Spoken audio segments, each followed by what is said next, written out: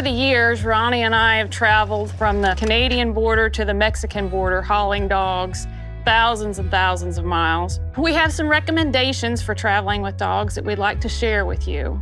First, whenever you're planning a trip, it's important to get your dog comfortable with the crate or the trailer that they may be riding in.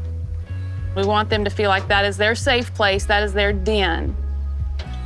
One of the rules that we follow every day, but particularly when we're on the road, is that we don't ever want our dog to push past us at a door or a gate. So when I open this door to the crate here, Red's not gonna push out. Say I have to stop at a truck stop and there's a lot of traffic. I don't want to risk my dog getting out on the road. So by just minding the manners here at the door, we can keep them safer.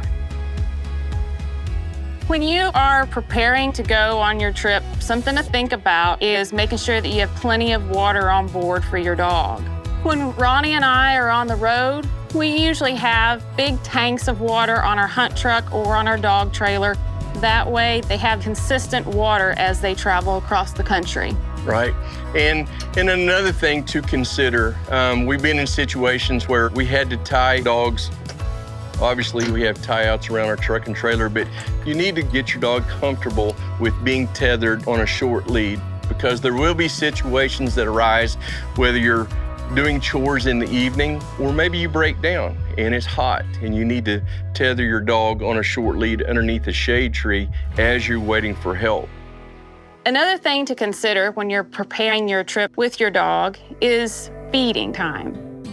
If your dog is at home nibbling all day long, when you take that dog on the road, they're probably not going to be able to take in the calories they need on a daily basis. So it's a good idea to start changing your dog's daily routine so that they eat one meal a day. And a reasonable amount of time might be about 15 minutes. That way, when they're on the road in an activity that might last a few hours, whether it's a hunt or just a hike, they're not missing out on that opportunity to get that calorie intake.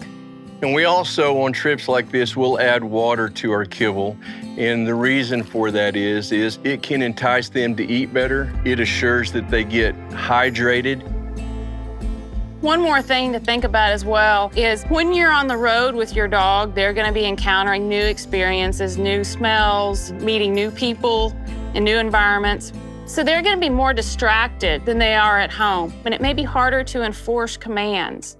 So think about having positive control over your dog at all times when you're on the road, whether that's a tie-out, like where we've got Law right now, so he's safe and secure down there, or if you're going to air out your dog, make sure he's on a lead or a check cord. Lastly, when we travel, we give every dog Fortiflora probiotics for their digestive health. And what that does is that helps combat this stress-induced diarrhea, and that will give you better performance in the field on your trip. And just remember that a healthy gut is a healthy dog.